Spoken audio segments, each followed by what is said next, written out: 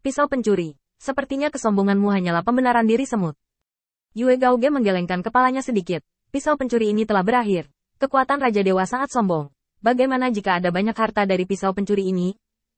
Tetapi pada saat ini, saya melihat Qin Yichen tiba-tiba mengangkat kepalanya dengan wajah arogan.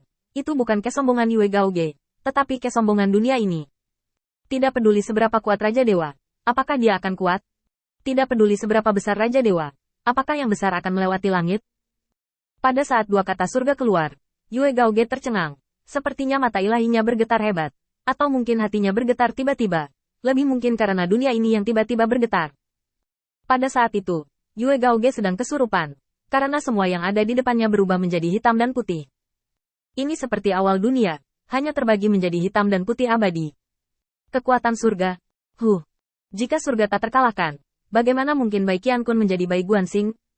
Tanda seru. Yue Gaoge minum dengan dingin. Dia menyadari bahwa ada sesuatu yang salah, dan mencoba melakukan pertarungan cepat. Cahaya bulan seperti rambut di tangannya ditebang. Tampaknya ringan, tetapi dapat membakar gunung dan menghancurkan laut, dan membelah dunia. Tanda seru. Namun, apa yang membuat Yue Gaoge tak terbayangkan adalah bahwa rambut tuannya menyipit, dan cahaya bulan menyapu segalanya, dan itu sebenarnya dipegang oleh pisau pencuri ini. Sangat mudah untuk mengambil sehelai rambut dengan bagian depan telapak tangan, dan tindakannya meremehkan. Seperti meraih singa beracun dan taji helikonia. Tapi Yue Gaoge tidak bisa dipercaya.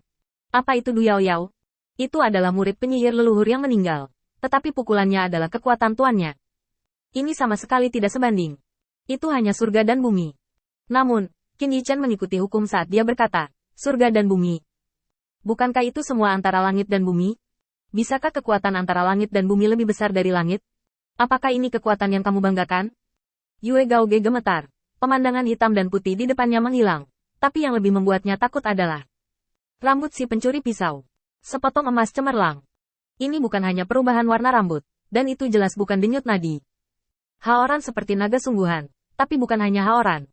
Artinya, arogansi melawan langit dan medan perang. Itu adalah perpaduan sempurna dari niat bertarung dan niat membunuh. Putri Wen Qing tercengang. Pada saat ini, rambut pirang Qin Yichen yang berkibar memberitahu dia bahwa detail yang dia perhatikan sebelumnya jelas bukan ilusi.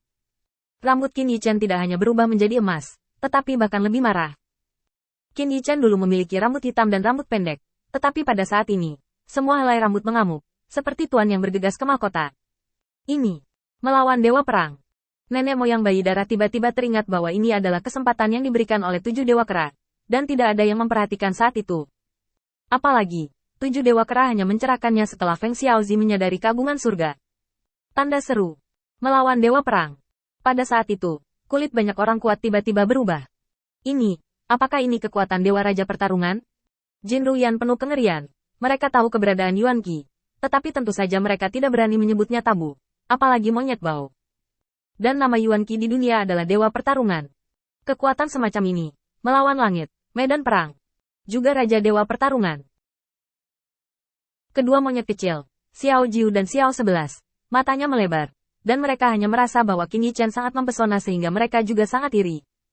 Ini adalah transformasi yang Raja katakan. Ini terlalu berlebihan.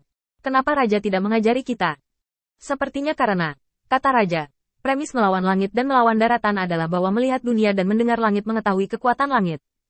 Qin Yichen juga sedikit terkejut. Kekuatan pertempuran langit dan medan perang semacam ini tiba-tiba pecah. Dia tahu bahwa ini adalah kesempatan yang diberikan oleh 7 kera, dan akhirnya muncul. Itu seperti benih yang dia miliki. Diberikan sebelumnya, membiarkan dia mengairi dengan kekuatan surga. Pada saat itu, mata Qin Yichen cerah, dan matanya bukan hanya hitam dan putih yang sederhana bagi Tian Wei, tetapi semuanya tampaknya ditandai dengan kekuatan tempur umum. Leluhur bayi darah mengangkat kepalanya dan melihatnya tiba-tiba. Dia hanya merasa bahwa rambut pirangnya terlalu menyilaukan. Jika mata dewanya memeriksa aura kekuatan tempur, dia hanya merasa bahwa mata dewanya akan meledak jika dia melihat itu lagi. Dengan kata lain, aura yang tersulut di seluruh Feng Xiaozi begitu kuat hingga hampir meledak. Kepala berambut pirang mengangkat dunia, melawan langit dan melawan bumi untuk menunjukkan hatiku. Ini adalah kekuatan Raja Dewa. Qin Yichen melihat ke depan tinjunya dan tiba-tiba tertawa terbahak-bahak. Tidak heran Yue Gaoge sangat gila. Dia telah melihat dirinya sendiri menghapus Du Yao Yao dan berani menantang dirinya sendiri. Tetapi sekarang, dia memiliki kekuatan Raja Dewa. Ledakan. Tanda seru. Satu pukulan. Hancurkan dunia. Yue Gaoge tidak punya waktu untuk bereaksi, dan tinju Qin Yichen sudah muncul di depannya. Di bawah tinju ini, dia diledakkan dengan keras, muntah darah, dan bahkan menghancurkan Yu Yue.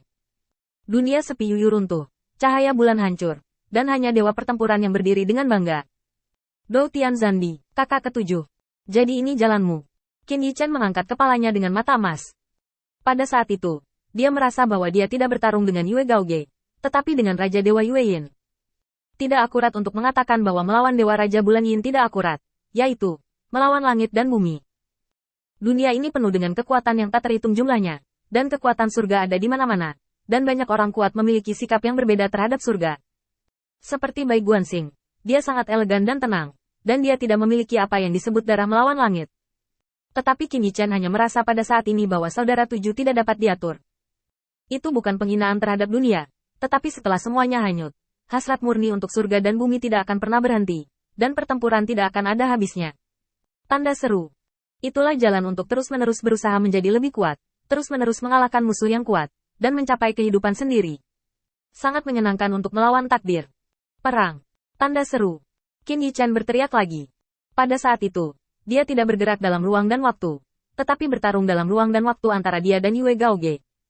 Dia terkoyak dalam sekejap, dan dia mengalahkan ruang dan waktu. Ledakan. Dalam sekejap, Qin Yichen tidak tahu berapa banyak pukulan yang dia keluarkan. Pukulan itu seperti naga, meledakkan tubuh Tao Yue Gaoge, menghancurkan sinar bulan. Qin Yichen hanya merasa bahwa ketika dia meninju, dia murni dan tidak ada bandingannya. Dia ingin menggunakan kekuatan tinjunya untuk mengalahkan cahaya bulan Yue Gaoge, tidak hanya untuk mengalahkan Yue Gaoge, tetapi juga untuk mengalahkan dirinya sendiri, sehingga tinjunya hanya akan jatuh dengan badai. Pada saat yang sama, lebih banyak lagi. Lebih megah dan megah. Bum bum bum. Ribuan pejuang keluar dalam sekejap mata. Ini adalah tembakan paling umum, tetapi juga bisa meledak dengan sangat kuat. Hanya dalam sekejap, ekspresi Yue Gaoge tiba-tiba berubah. Dia hanya merasa seolah-olah seluruh tubuhnya telah dipotong oleh puluhan ribu pisau, dan semua organ internalnya telah runtuh. Bahkan cahaya bulan, yang melonjak di telapak tangan dan berubah menjadi penjaga tubuh yang berdegup, dihancurkan satu persatu oleh tinju pencuri. Mustahil. Kera tujuh adalah Raja Dewa, dan tuanku juga Raja Dewa. Bagaimana mungkin kekuatan tuanku hilang dari kera tujuh? Tanda seru. Yue Gaoge penuh dengan keengganan dan kebencian. Dia sangat ingin mendapatkan kembali keuntungannya. Tetapi ditangkap Qin Yichen menebas dengan keras, dan tidak bisa berbalik jika dia jatuh ke dalam jurang.